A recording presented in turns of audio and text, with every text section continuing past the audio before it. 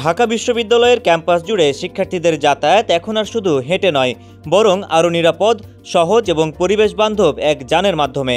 Green future ফাউন্ডেশনের সহায়তায় চালু হয়েছে ইলেকট্রিক শাটল কার সার্ভিস, যা প্রতিদিন সকাল ৮টা থেকে রাত ৮টা পর্যন্ত চালু থাকে। শিক্ষার্থীরা বলছেন, আমাদের মতো শিক্ষার্থীদের জন্য এটা দারুণ একটা উদ্যোগ। রিক্সা বা হাঁটার তুলনায় এই গাড়ি অনেক আরামদায়ক। 4টি ইলেকট্রিক কার বর্তমানে ক্যাম্পাসের নির্ধারিত রুটে 12 জন করে যাত্রী বহন করছে। ভাড়াও রাখা হয়েছে সাধ্যের মধ্যে, জনপ্রতি 10 টাকা ও 20 টাকা, নির্ভর করে রুট অনুযায়ী। নিরাপত্তা বিষয় নিয়ে শিক্ষার্থীরা বলছেন স্বস্তির কথা। মনে হচ্ছে যে এটা খালি চলতেই থাকুক আর আমরা যেতেই থাকি, সো এন্ডলেস জার্নি হোক, একটা ভালো লাগতেছে বৃষ্টিতে। আরামদায়ক অবশ্যই, কোজি সিটগুলো কমফোর্টেবল, একসাথে অনেকজন করে বসতে পারতেছি। এফোর্ডেবলি যদি এত ভালো একটা জার্নি হয় তাহলে ওয়াই নট। আমরা এখন ইজিলি যাতায়াত করতে পারছি। আমরা হল থেকে যেমন ক্লাসে আসতে পারছি, ক্লাসের পরে হলে যেতে পারছি। ক্যাম্পাস থেকে যে হলগুলো দূরে আছে সেখানেও এই গাড়িটা দেওয়া হয়েছে, যার কারণে তারা ইজিলি চলে আসতে পারতেছে। আগে যেখানে রিক্সা ভাড়া লাগতো 30 থেকে 50 টাকা, সেখানে মাত্র 10 টাকায় তারা ক্লাস করতে পারছে, যেটা আমার মনে হয় যে আমাদের পুরুষ শিক্ষার্থী থেকেও নারী শিক্ষার্থী যারা আছে তাদের জন্য বেশি উপকার হয়েছে।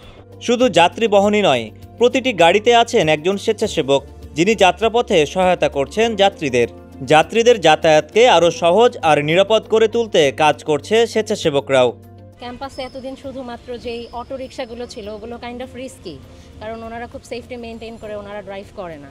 সেই দিক থেকে এই ভেহিকলগুলো স্পেশালি স্টুডেন্টরা ইউজ করবে, সেই দিক থেকে এটা খুবই সেফ ট্রান্সপোর্ট একটা, প্লাস এটা রিজনেবল, যেটা আমরা অ্যাফোর্ড করতে পারতেছি।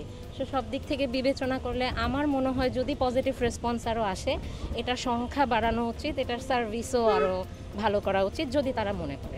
এটা তো যেহেতু নতুন সার্ভিস, তো আমার কাছে মোটামুটি মনে হলো যে এটা আসলে খুবই কনভিনিয়েন্ট আমাদের জন্য। কারণ এর আগে আমি যখন রিক্সা করে যাইতাম তখন দেখা যেত যে সামান্য একটু পথ গেলে আমাদেরকে অনেক টাকা পয়সা খরচ করতে হতো। এই হিসেবে মোটামুটি আমার জন্য খুবই সাশ্রয়ী মনে হচ্ছে।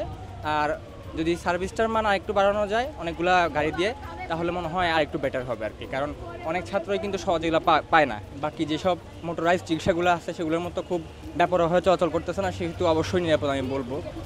ইলেকট্রিক কারের ব্যবহার যেমন পরিবেশ বান্ধব, তেমনি এটি দিন দিন জনপ্রিয় হয়ে উঠছে শিক্ষার্থীদের মধ্যে।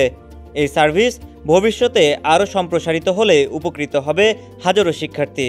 আপাতত 4টা গাড়ি নামানো হয়েছে পরীক্ষামূলকভাবে। যদি আমাদের রেসপন্স ভালো হয় তখন আরও গাড়ি বাড়ার সম্ভাবনা আছে। মোট 12 জন যাত্রী করে উঠতে পারে, 12 জন, সকাল 8টা থেকে রাত 8টা পর্যন্ত। এর মধ্যে যান্ত্রিক ত্রুটি দেখা দিলে কিংবা চার্জ শেষ হয়ে গেলে তখন আগেই শিফট ক্লোজ করতে হয়।